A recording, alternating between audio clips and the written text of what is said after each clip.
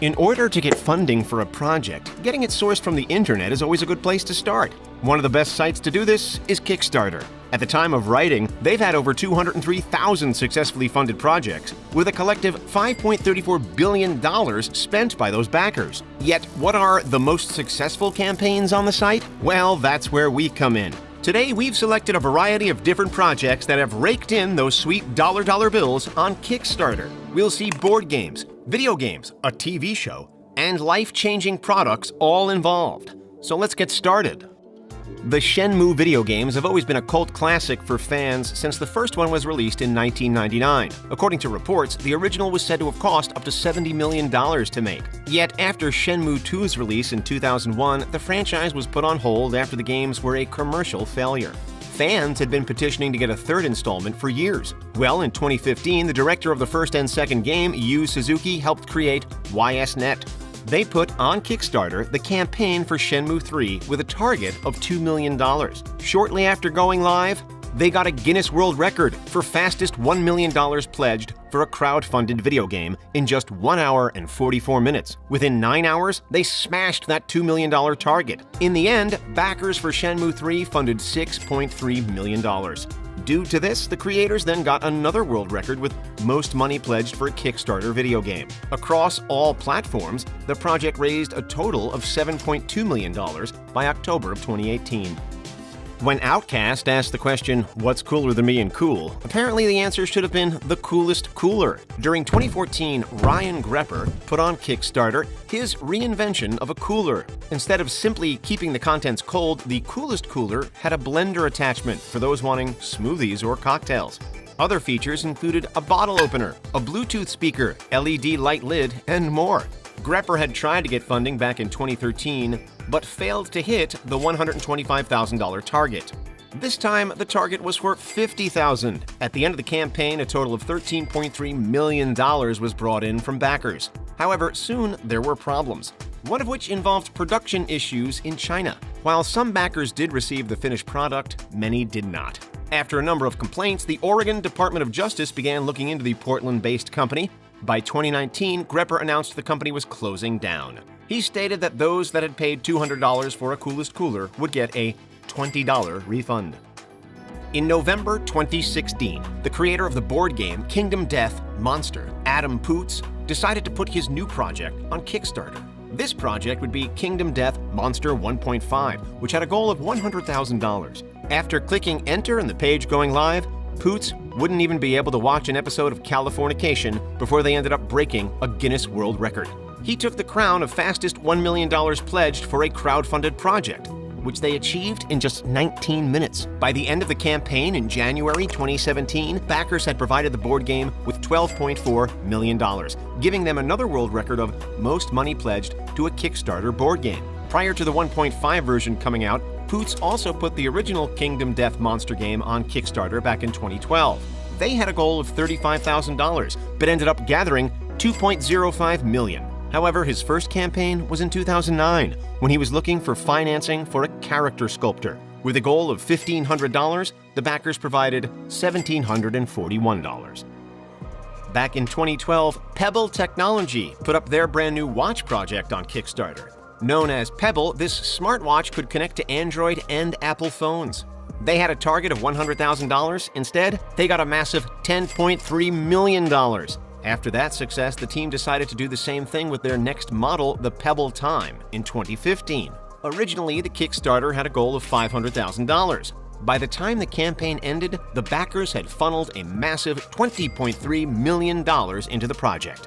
As such, it's currently the most funded project on Kickstarter of all time. Then in 2016, they created a new campaign for the Pebble 2, Time 2, and Pebble Core. With a goal of $1 million, they ended up with $12.8 million. However, not long after, Pebble decided to sell off the company to Fitbit after declaring insolvency. Fitbit reportedly spent $23 million for their assets. Pebble fans were dealt another blow in 2018 when it was announced that servers that support some of the most popular features for the Pebble watches would be turned off. During 2012, the Kickstarter for Star Citizens was announced by creators Cloud Imperium Games Corporation. This multiplayer space video game was originally looking for $500,000. Yet the final amount funded by backers was $2.1 million. Now you might be thinking after our other projects, so what? Well, it doesn't end there. Star Citizens has been described as the interstellar version of World of Warcraft, and like that game, it certainly seems popular with fans. At the same time as Kickstarter, they also funded through their webpage. Collectively, they raised $6.2 million.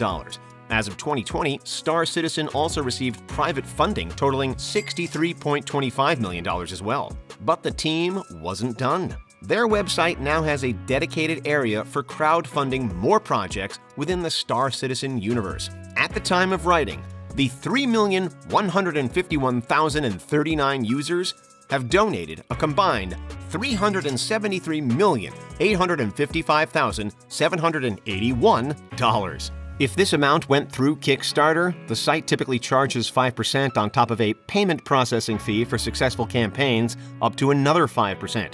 As such, so far, they've missed out on $37,385,578.10.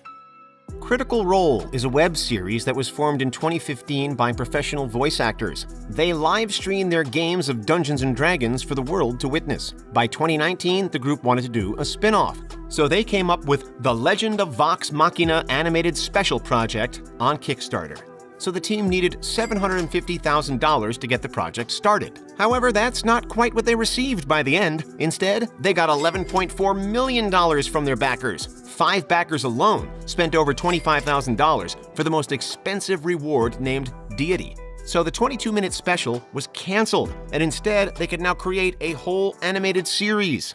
The money raised also got them the world record for most money pledged for a Kickstarter TV series project. After the mammoth success of the special, networks began circling for the rights to broadcast the show. In the end, Amazon Prime Video won. They ordered 2 seasons with a collective 24 episodes altogether. Back in 2015, Matthew Inman, the creator behind the webcomic The Oatmeal, teamed up with Elan Lee and Shane Small. They wanted to create a new card game that would be called Exploding Kittens. They were looking for a target of $10,000 on Kickstarter, but instead the project received nearly $8.8 million.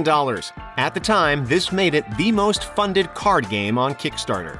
On top of this, it has the most backers of all time from all of Kickstarter's campaigns so far, with 219,382. And it's not exactly close.